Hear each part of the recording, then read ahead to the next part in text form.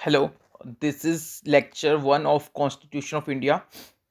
तो we are starting with the constitution of India, Bharat का संविधान. नाउ कॉन्स्टिट्यूशन कब आया था, कॉन्स्टिट्यूशन में कितने शेड्यूल्स हैं, कितने आर्टिकल्स हैं, ये सब बात हम नेक्स्ट वीडियो में डिस्कस करेंगे. अभी फर्स्ट क्लास है, तो फर्स्ट क्लास में कुछ बेसिक बातें वी विल डिस्कस. ना सबसे पहले तो स्क्रीन पे देख लो, कॉन्स्टिट्यूशन एंड कॉन्स्टिट्यूशनलिज्म, ये दो चीज़ों को आज बहुत अच्छे से हमें समझना है कि कॉन्स्टिट्यूशन क्या होता है एंड कॉन्स्टिट्यूशनलिज्म क्या होता है. तो नाउ कॉन्स्टिट्यूशन का मतलब क्या है, देखो, इट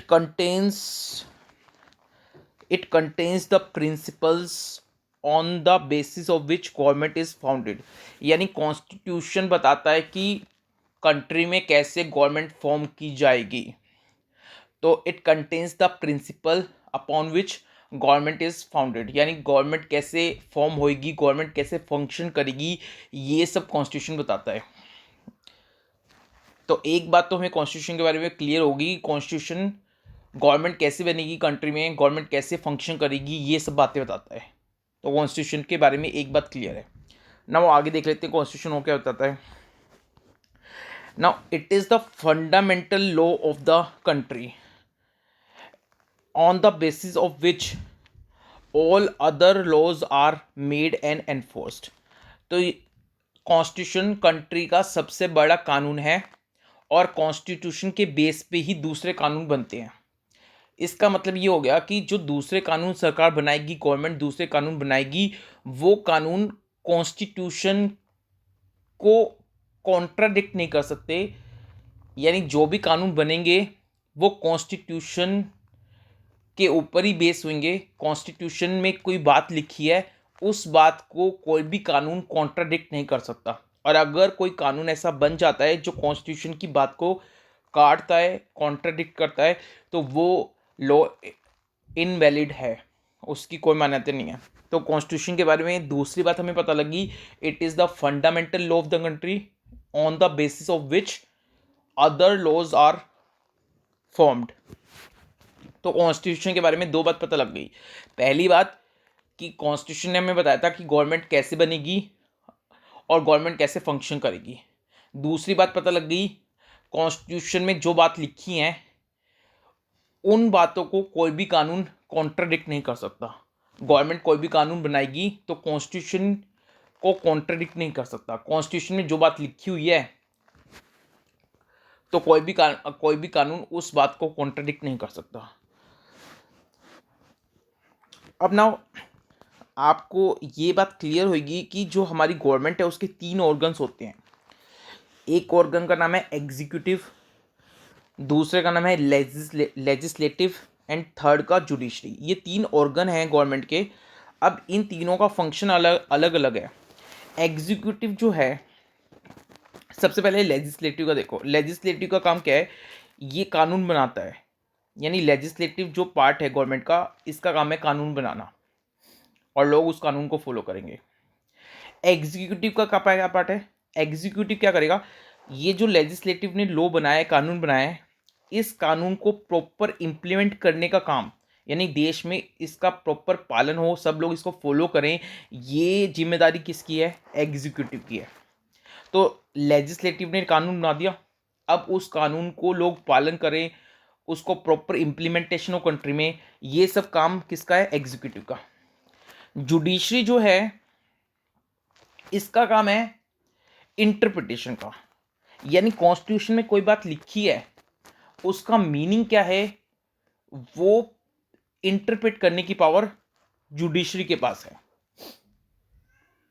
तो जुडिशरी क्या है, इंटरप्रेट करता है कॉन्स्टिट्यूशन के प्रोविजन को, कॉन्स्टिट्यूशन में जो बात लिखी है उनको एनालाइज करता है जुडिशरी. अब यहां पे मैं आपको एक बात क्लियर करके चलता हूं कि कॉन्स्टिट्यूशन एक तरह से डॉक्यूमेंट है, एक डॉक्यूमेंट है कॉन्स्टिट्यूशन. इस डॉक्यूमेंट में क्या बात लिखी हुई है कि गवर्नमेंट कैसे बनेगी और गवर्नमेंट कैसे फंक्शन करेगी. दूसरी बात क्या लिखी है कॉन्स्टिट्यूशन में? दूसरी बात क्या है कॉन्स्टिट्यूशन के बारे में कि कॉन्स्टिट्यूशन फंडामेंटल लॉ है और जितने भी कानून बनेंगे कॉन्स्टिट्यूशन के बेस पे ही बनेंगे। कोई भी कानून कॉन्स्टिट्यूशन की बात को क्रॉस नहीं कर सकता। क्लियर है? तो ये कॉन्स्टिट्यूशन एक डॉक्यूमेंट है कंट्री के पास और इसमें बताया गया है कि गवर्नमेंट कैसे फॉर्म होगी और इस कानून से बड़ा, कॉन्स्टिट्यूशन से बड़ा कोई भी कानून नहीं माना जाएगा। जो भी कानून होंगे वो कॉन्स्टिट्यूशन के नीचे होंगे और वो कानून कॉन्स्टिट्यूशन की बात को क्रॉस नहीं कर सकते। ये बात क्लियर होगी अभी तक।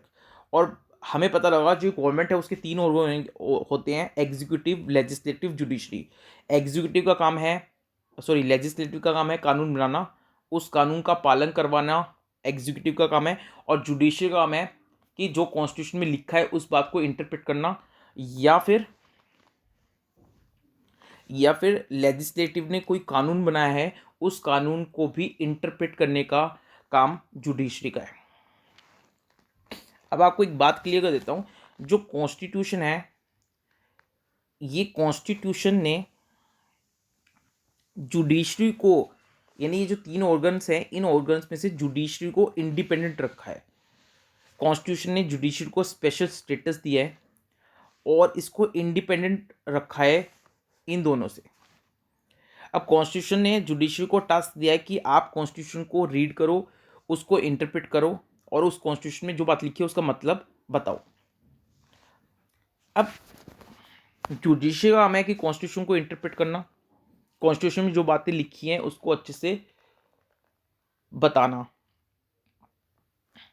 तो कहीं ना कहीं जुडिशरी जो है इन दोनों से अलग है, क्योंकि कॉन्स्टिट्यूशन ने जुडिशरी को एक स्पेशल काम सौंपा है कि कॉन्स्टिट्यूशन को इंटरप्रेट करने का काम ही जुडिशरी को दे दिया गया है।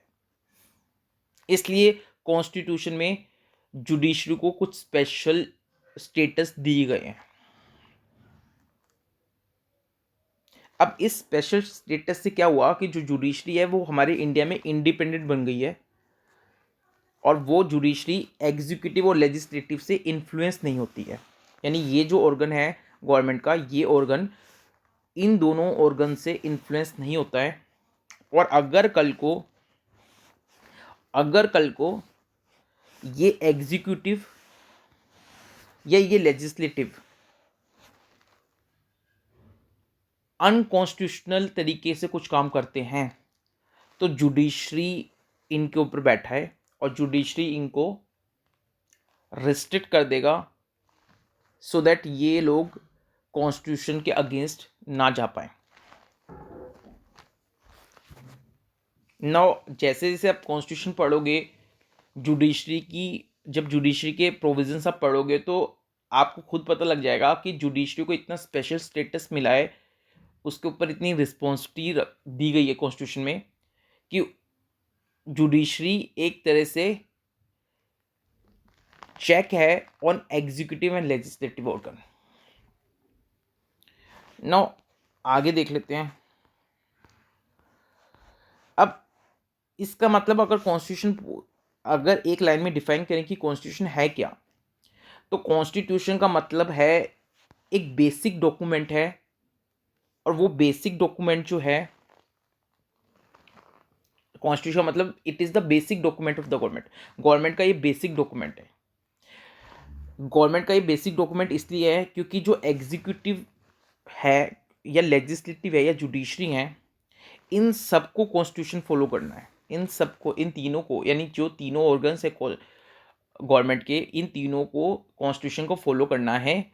इसलिए हम बोल सकते हैं जी कॉन्स्टिट्यूशन क्या है, गवर्नमेंट का एक बेसिक डॉक्यूमेंट है। गवर्नमेंट के तीनों ऑर्गन्स को कॉन्स्टिट्यूशन को बार बार रेफर करना पड़ता है, कॉन्स्टिट्यूशन के अकॉर्डिंग चलना पड़ता है। तो जो कॉन्स्टिट्यूशन है ये एक डॉक्यूमेंट है गवर्नमेंट के लिए और वो डॉक्यूमेंट को गवर्नमेंट फॉलो करेगी। तो कॉन्स्टिट्यूशन हम बोल सकते हैं it is the basic document of the government. और कॉन्स्टिट्यूशन में एग्जीक्यूटिव, लेजिस्लेटिव और जुडिशरी तीनों ऑर्गन्स की जो पावर्स हैं उन पावर्स के ऊपर लिमिटेशन प्लेस की गई हैं और कोई भी ऑर्गन कॉन्स्टिट्यूशन के अगेंस्ट जाके अपनी पावर को एक्सरसाइज नहीं कर सकता।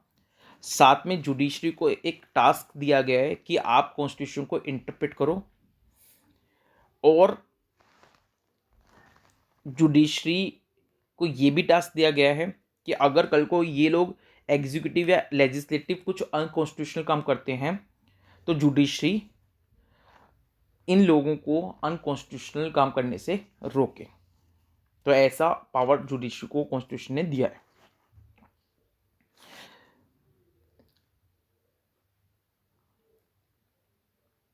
अब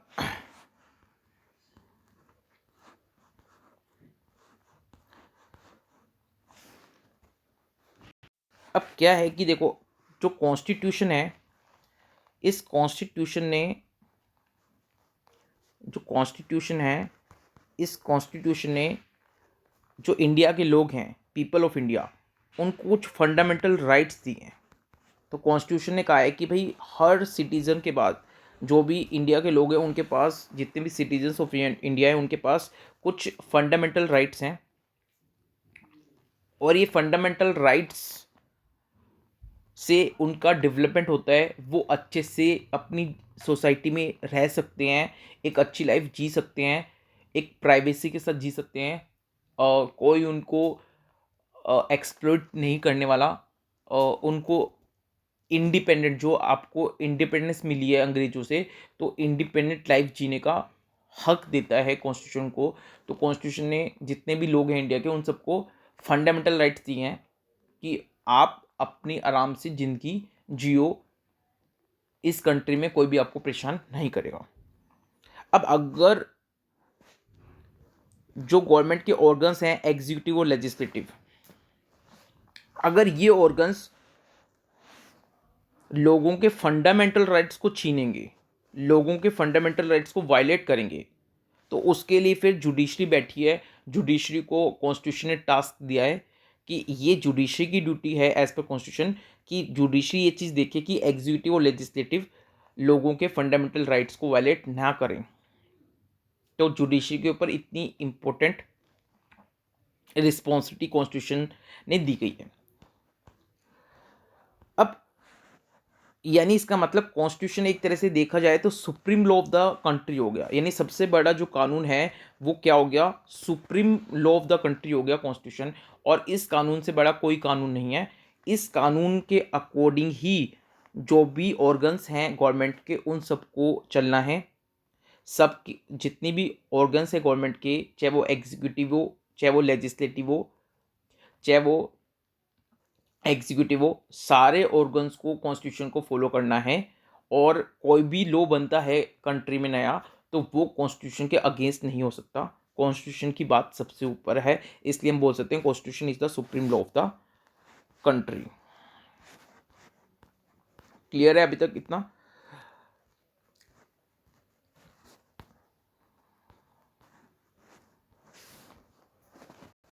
अब आपको इतना पता लग गया कि गवर्नमेंट के जो तीन ऑर्गन्स हैं, इन तीनों को कॉन्स्टिट्यूशन के अकॉर्डिंग चलना है, और जुडिशरी को ये देखना है कि ये दोनों कॉन्स्टिट्यूशन के अगेंस्ट तो नहीं जा रहे। इस पे जुडिशरी को चेक करना है, और जुडिशरी को खुद भी कॉन्स्टिट्यूशन फॉलो करना है। तो ये दोनों तो अब लिमिट्स में रहेंगे क्योंकि इनके ऊपर जुडिशरी बैठी है। लेकिन अब क्वेश्चन ये डाउट क्रिएट हो जाता है कि अगर जुडिशरी करप्ट हो गई, जुडिशरी मनमाना काम करने लग गई, तो क्या होगा? तो क्या होगा? तो आपको बता देता हूँ, जो जुडिशरी है उसके ऊपर भी कुछ रिस्ट्रिक्शन पुट की गई हैं, और जुडिशरी के ऊपर आपको ट्रस्ट करके तो चलना ही पड़ेगा। जुडिशरी में आप फेथ करके चलो। हमारे कंट्री में जुडिशरी नहीं बिक सकती। जुडिशरी को, सुप्रीम कोर्ट को, हाई कोर्ट्स को इतना प्रिविलेज मिलता है कि उन लोगों को करप्ट होने की जरूरत ही नहीं है। तो इतना आप ट्रस्ट करके चलो अपनी जुडिशरी पे, ठीक है। नाउ नेक्स्ट हम देखते हैं। अब इतना तो आपको समझ में आ गया कि कॉन्स्टिट्यूशन एक supreme law of the country है, और गवर्नमेंट कैसे फॉर्म होगी वो कॉन्स्टिट्यूशन में बताया। और गवर्नमेंट के जो भी ऑर्गन्स होंगे, चाहे वो एग्जीक्यूटिव ऑर्गन हो, चाहे लेजिस्लेटिव हो, चाहे जुडिशरी हो, सबको कॉन्स्टिट्यूशन फॉलो करना है। सबकी पावर पर रिस्ट्रिक्शन कॉन्स्टिट्यूशन में लगाई हुई है। जुडिशरी को टास्क दिया है कि वो फंडामेंटल राइट्स हैं जो लोगों के, उसको प्रोटेक्ट करे। जुडिशरी को पावर दी गई है कि वो चेक रखे on the arbitrary act of legislature and executive. Now अब एक बात आपको बताता हूँ कि हम लोगों के जितने भी एस्पेक्ट हैं लाइफ के, हर जगह रूल्स एंड रेगुलेशंस हैं। आप कुछ भी अपनी लाइफ में उठा के देख लो, हर जगह आपको रूल्स एंड रेगुलेशंस मिलेंगे। फॉर एग्जांपल, आप कोई गेम खेलते हो तो उसमें भी कुछ रूल्स होते हैं। आप स्कूल और कॉलेज में पढ़ते थे तो वहाँ पे भी कुछ रूल्स एंड रेगुलेशंस होते थे। आपकी वर्किंग प्लेस होती है तो उसके भी कुछ रूल्स होते हैं कि ड्यूटी का टाइम क्या है, छुट्टी का टाइम क्या है। कई जगह तो ड्रेस भी होती है कि आपको यही ड्रेस पहन के आनी पड़ेगी। तो आप देखो, हर जगह रूल्स आपको दिखेंगे अपनी लाइफ में। ऐसे ही जो सोसाइटी है उसको भी कुछ रूल्स की जरूरत पड़ती है, सो दैट लोग पीसफुल मैनर में रह सकें, कोई लड़ाई झगड़ा ना करे, आराम से शांति से सब एक दूसरे को बिना परेशान करे स्मूथली रह सकें। इसलिए सोसाइटी को चाहिए कुछ रूल्स हों और सब लोग उस रूल्स को फॉलो करें ताकि पीसफुल सोसाइटी में सब रह सकें। अब ये रूल्स जो सोसाइटी के लिए चाहिए, जिस रूल्स को सब फॉलो करें ताकि एक पीसफुल एनवायरनमेंट रहे, ये रूल्स गवर्नमेंट बनाती है लॉ की फॉर्म में। तो सोसाइटी के लिए जो रूल्स हैं, यानी कि लॉ है, कानून है, वो गवर्नमेंट बनाती है और उस रूल को, उस कानून को सब लोग मानते हैं ताकि सब पीसफुली रहें। ठीक है, तो जो गवर्नमेंट का लेजिस्लेटिव ऑर्गन है वो सोसाइटी के लिए कानून बनाता है और सब सोसाइटी उसको फॉलो करती है। ठीक है, तो जो लेजिस्लेटिव ऑर्गन है वो कानून बनाता है, सोसाइटी उसको फॉलो करती है। लेकिन जो सबसे बड़ा कानून है कॉन्स्टिट्यूशन, वो कॉन्स्टिट्यूशन का एक स्पेशल महत्व है। यानी कॉन्स्टिट्यूशन छोड़ के बाकी जो कानून है जो लेजिस्लेटिव ऑर्गन बनाएगी वो तो सोसाइटी को कंट्रोल करेगा, वो तो लोगों को कंट्रोल करेगा, लोगों को फॉलो करना है। लेकिन कॉन्स्टिट्यूशन एक स्पेशल है और कॉन्स्टिट्यूशन लोगों को कंट्रोल नहीं करता। कॉन्स्टिट्यूशन इनफैक्ट गवर्नमेंट को कंट्रोल करता है। यानी कॉन्स्टिट्यूशन एक इंस्ट्रूमेंट है लोगों के हाथ में जिससे कि गवर्नमेंट पे कंट्रोल रहता है। क्योंकि अगर गवर्नमेंट को पावर दी गई है और अगर गवर्नमेंट की पावर पे कोई रिस्ट्रिक्शन नहीं होगी तो गवर्नमेंट तो कल को अपनी मनमानी करेगी और कुछ भी करेगी। इसलिए कॉन्स्टिट्यूशन ने अगर गवर्नमेंट को पावर दी है तो उस पावर पे रिस्ट्रिक्शन भी लगाई है। तो एक तरह से कॉन्स्टिट्यूशन लोगों को रिस्ट्रिक्ट नहीं कर रहा, एक तरह से कॉन्स्टिट्यूशन लोगों के हाथ में टूल है जो गवर्नमेंट को कंट्रोल करता है। अब फॉर एग्जांपल आपको बताता हूँ, एक एग्जांपल देके कि कॉन्स्टिट्यूशन में फ्री इलेक्शंस के बारे में बताया गया है कि हर साल, हर 5 साल में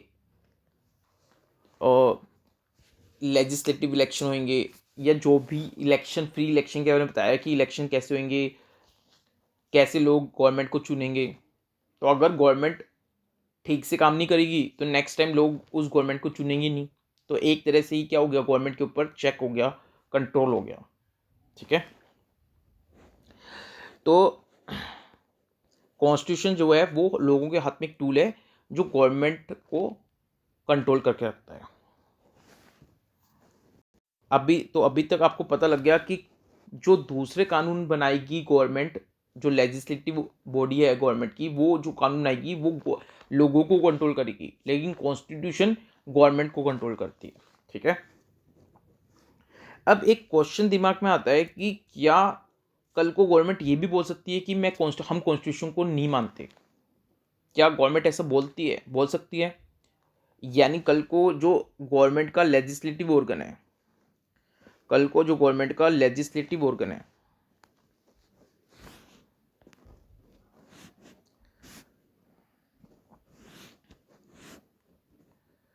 कल को जो गवर्नमेंट का लेजिस्लेटिव ऑर्गन है,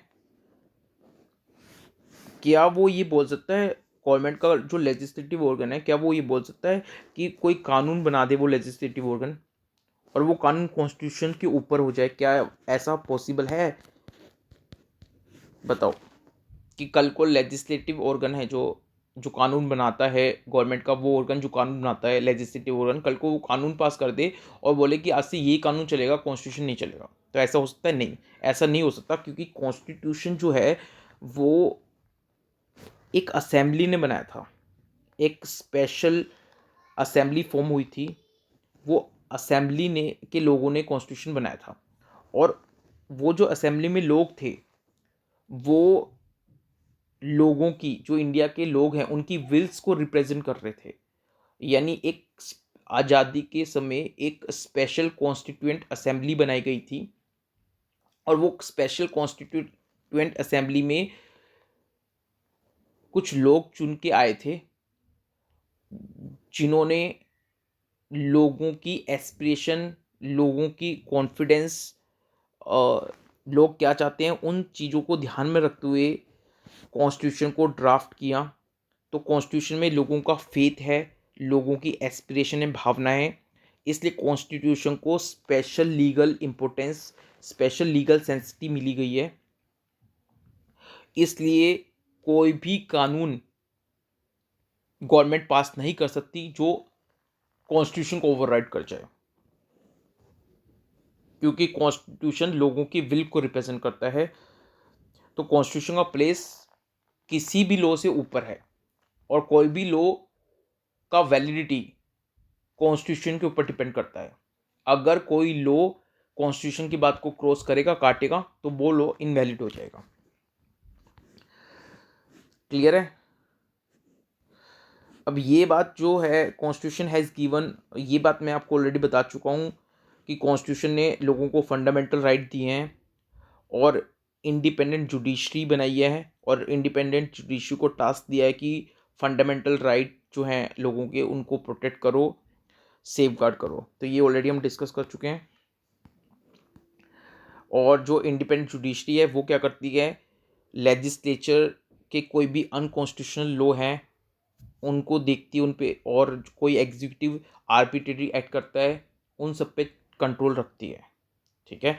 तो लेजिस्लेटिव ना तो अनकॉन्स्टिट्यूशनल लॉ बना सकती है, एग्जीक्यूटिव कोई भी आर्बिट्रेरी एक्ट नहीं कर सकते, क्योंकि जुडिशरी इंडिपेंडेंट है और वो उन पे चेक रखती है।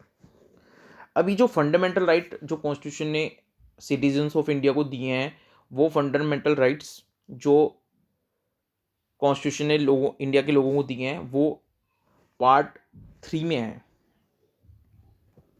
तो फंडामेंटल राइट्स जब आप पार्ट 3 पढ़ोगे कॉन्स्टिट्यूशन का, तो उसमें आप पढ़ोगे फंडामेंटल राइट्स। और ये फंडामेंटल राइट ओवरऑल आपका जो एक ह्यूमन का डेवलपमेंट होता है उसके लिए है। आप अपनी मर्जी से कुछ भी काम कर सकते हो, आप अपनी मर्जी से शादी कर सकते हो, आप अपनी मर्जी से कुछ भी बिजनेस कर सकते हो, आप अपनी मर्जी से कहीं पे भी रह सकते हो, आपको पूरी फ्रीडम है। ऐसा नहीं है कि आप किसी के गुलाम हो। तो आपको बहुत सारे फंडामेंटल राइट मिले हैं जो हम पढ़ेंगे। और अगर गवर्नमेंट आपके फंडामेंटल राइट को वायलेट करती है, तो आप लोग supreme court and high court के पास जा सकते हो। और सुप्रीम कोर्ट और हाई कोर्ट बैठे हैं, जो सबसे बड़ी जुडिशरी है हमारे इंडिया की, supreme court and high court, वो बैठे हैं, वो आपके फंडामेंटल राइट को प्रोटेक्ट करने के लिए बैठे हैं, क्योंकि कॉन्स्टिट्यूशन ने उन्हीं को टास्क दिया है आपके फंडामेंटल राइट को प्रोटेक्ट करने के लिए।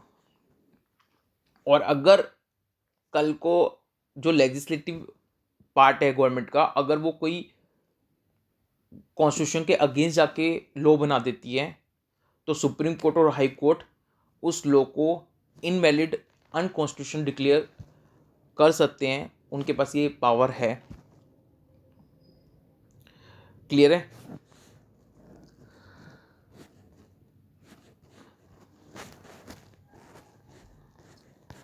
नाउ नेक्स्ट है कॉन्स्टिट्यूशनलिज्म। तो अभी आपको कॉन्स्टिट्यूशन का फंडा क्लियर हो गया, कॉन्स्टिट्यूशन क्या होता है आपको एक आइडिया हो गया। तो कॉन्स्टिट्यूशन क्या होता है? कॉन्स्टिट्यूशन हमारी आज़ादी के समय एक असेंबली फॉर्म हुई थी, वो असेंबली में कुछ लोग थे, उन लोगों ने कॉन्स्टिट्यूशन बनाया है।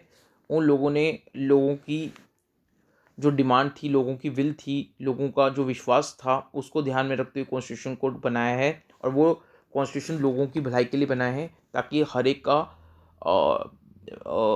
वेलबींग हो सके और शांति रहे कंट्री में, और कोई अपने आप को ये ना महसूस करे कि मैं आज़ाद नहीं हूँ। इसलिए कॉन्स्टिट्यूशन को एक स्पेशल महत्व मिला है, और कोई भी गवर्नमेंट कल को आके कोई भी लॉ बना के कॉन्स्टिट्यूशन को चैलेंज नहीं कर सकती है। इसमें लोगों की विल जुड़ी हुई है, तो लोग ये होने नहीं देंगे। और तो कॉन्स्टिट्यूशन फंडामेंटल लॉ है कंट्री का, और गवर्नमेंट जो है उसको कॉन्स्टिट्यूशन के अकॉर्डिंग ही चलना पड़ता है गवर्नमेंट को। ठीक है, ये बात हमने पढ़ ली। अब कॉन्स्टिट्यूशनलिज्म क्या है? कॉन्स्टिट्यूशनलिज्म यानी कॉन्स्टिट्यूशन का मतलब सिंपल ये है कि गवर्नमेंट कॉन्स्टिट्यूशन के अकॉर्डिंग काम करेगी और कॉन्स्टिट्यूशन के अकॉर्डिंग चलेगी। ठीक है, और ये कॉन्स्टिट्यूशन में है। ठीक है, और फंडामेंटल राइट दिए लोगों को, जो गवर्नमेंट फंडामेंटल राइट लोगों की नहीं छीन सकती। ठीक है, तो बेसिकली कॉन्स्टिट्यूशन में अभी आपने यही पढ़ा। अब कॉन्स्टिट्यूशनलिज्म का मतलब क्या होता है? तो कॉन्स्टिट्यूशनलिज्म का मतलब होता है कि जिस कॉन्स्टिट्यूशन के अंदर गवर्नमेंट की पावर के ऊपर कंट्रोल या लिमिट्स प्लेस की गई हैं, जिस कॉन्स्टिट्यूशन के अंदर गवर्नमेंट की पावर के ऊपर लिमिट्स प्लेस की गई हैं, ऐसे कॉन्स्टिट्यूशन को हम बोलते हैं that constitution have constitutionalism. Constitutionalism का मतलब है limits on the power of the government. तो जिस कॉन्स्टिट्यूशन में गवर्नमेंट की पावर के ऊपर कंट्रोल करने के लिए प्रोविज़न दिए गए हैं, ऐसे कॉन्स्टिट्यूशन को बोलेंगे कि वहाँ पे उस कॉन्स्टिट्यूशन के अंदर कॉन्स्टिट्यूशनलिज्म है।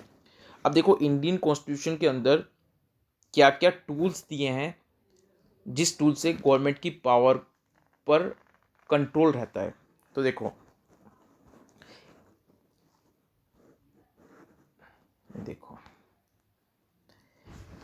यानी जो गवर्नमेंट की एग्जीक्यूटिव ऑर्गन है और जो गवर्नमेंट की लेजिस्लेटिव ऑर्गन है, इन दोनों के ऊपर कंट्रोल रहता है। तो ऐसे कौन कौन से टूल हैं, कॉन्स्टिट्यूशन में ऐसे कौन कौन से टूल हैं जिसकी वजह से इन दोनों ऑर्गन्स पे कंट्रोल रहता है? तो सबसे पहले तो रिटन कॉन्स्टिट्यूशन, सब कुछ लिखत में है। तो कोई भी अपने मन से ये नहीं बोल सकता कि कॉन्स्टिट्यूशन में कुछ और लिखा है, सब कुछ सामने रिटन में है कॉन्स्टिट्यूशन। इंडिपेंडेंट जुडिशरी है जिसको टास्क दिया है, और वो इंडिपेंडेंट जुडिशरी है, तो इसलिए ये दोनों ऑर्गन अपनी मनमानी नहीं कर सकते और कॉन्स्टिट्यूशन के अगेंस्ट नहीं जा सकते। जुडिशियल रिव्यू की पावर है, यानी जो जुडिशरी है उसके पास ये पावर है कि वो ये चेक करे कि गवर्नमेंट कोई कानून बना रही है तो वो अनकॉन्स्टिट्यूशनल तो नहीं है, और अगर अनकॉन्स्टिट्यूशनल है तो जुडिशरी उसको इनवैलिड डिक्लेयर कर सकती है। फ्री इलेक्शन है, टाइम टू टाइम इलेक्शंस होते हैं, तो लोग जो हैं वो इलेक्शन में वोट करते हैं और गवर्नमेंट को चुनते हैं। तो अगर कोई गवर्नमेंट मनमानी करेगी तो अगली बार लोग उनको नहीं चुनेंगे। सेपरेशन ऑफ पावर है, तो डिफरेंट डिफरेंट जो ऑर्गन्स हैं गवर्नमेंट के, हर ऑर्गन को डिफरेंट डिफरेंट पावर दी है, यानी एग्जीक्यूटिव ऑर्गन है उसको अलग पावर दी है, लेजिस्लेटिव ऑर्गन को अलग पावर दी है, और जुडिशरी को अलग पावर दी है। डिसेंट्रलाइजेशन ऑफ पावर, गवर्नमेंट की पावर एक जगह सेंट्रलाइज नहीं है, यानी पर्टिकुलर एक बॉडी के हाथ में पावर नहीं है। हर इंडिया में डिफरेंट डिफरेंट स्टेट हैं, हर स्टेट में डिफरेंट गवर्नमेंट है, हर स्टेट की गवर्नमेंट को अपनी स्टेट के लिए पावर मिली गई है, और एक सेंटर है ओवरऑल जिसके पास ऑल ओवर इंडिया की पावर है। तो इस तरह से डिस्ट्रीब्यूशन किया गया है पावर का, कुछ पावर सेंट्रल गवर्नमेंट के पास है, कुछ स्टेट गवर्नमेंट के पास हैं। तो इस तरह से डिस्ट्रीब्यूशन किया गया है कि सारी पावर एक आदमी, एक बॉडी, एक गवर्नमेंट, एक पर्टिकुलर गवर्नमेंट के पास ना आ जाए। डिफरेंट डिफरेंट गवर्नमेंट है डिफरेंट डिफरेंट स्टेट की, और एक सेंट्रल लेवल पे गवर्नमेंट है, तो सबको हिसाब से पावर दी गई है ताकि डिसेंट्रलाइजेशन ऑफ पावर का, एक जगह एक ही आदमी के हाथ में पावर ना आ जाए। तो इससे चेक रहता है गवर्नमेंट की पावर के ऊपर, और लोगों को फंडामेंटल राइट दिए हैं कॉन्स्टिट्यूशन ने। तो अगर गवर्नमेंट फंडामेंटल राइट को छीनेगी तो लोग जुडिशरी के पास जा सकते हैं, और जुडिशरी बैठी है लोगों के फंडामेंटल राइट को प्रोटेक्ट करने के लिए। तो जिस कॉन्स्टिट्यूशन में गवर्नमेंट की पावर के ऊपर लिमिट्स रिस्ट्रिक्शन प्लेस की गई है, वैसे कॉन्स्टिट्यूशन को बोलेंगे दैट कॉन्स्टिट्यूशन हैव कॉन्स्टिट्यूशनलिज्म। तो कॉन्स्टिट्यूशनलिज्म का मतलब होता है restrictions on the power of the government. ठीक है, तो थैंक यू सो मच और नेक्स्ट लेक्चर मिलते हैं। Bye bye, take care.